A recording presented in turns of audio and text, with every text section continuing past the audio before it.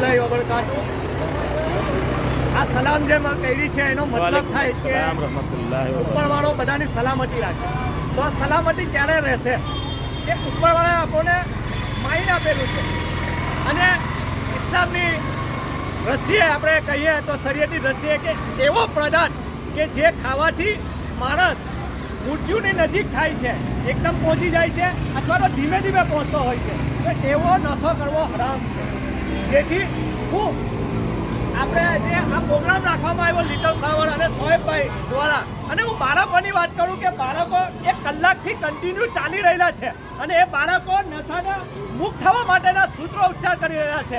એની પાછળ એક જ કારણ છે કે આપણા દેશમાંથી આ નશો મુક્ત થાય। નશો મુક્ત કરવાનું કારણ એક જ છે કે નશાથી સમાજ ખતમ થાય છે, નશાથી પરિવાર ખતમ થાય છે, નશાથી દેશ બરબાદ થાય છે અને નશાના કારણે આપણા ઘરના બાળકોનું ફ્યુચર ખતમ થાય છે।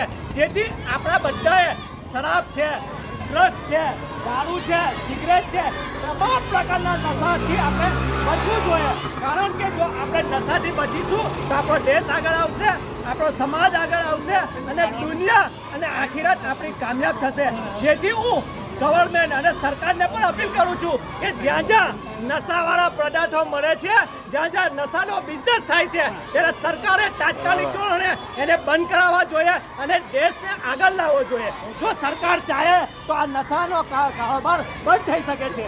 તો જો આ બાળકો નશા માટે મોહિમ ઉકાળતા હોય તો સરકારે પણ આ નશાના પદાર્થો જ્યાં જ્યાં મળે છે, જ્યાં જ્યાં નશાની વસ્તુઓ મળે છે, એને તાત્કાલિક બંધ કરાવવા જોઈએ અને દેશને બચાવવા જોઈએ, દેશના પરિવારોને બચાવવા જોઈએ, દેશના બાળકોનું ફ્યુચર બચાવવું જોઈએ।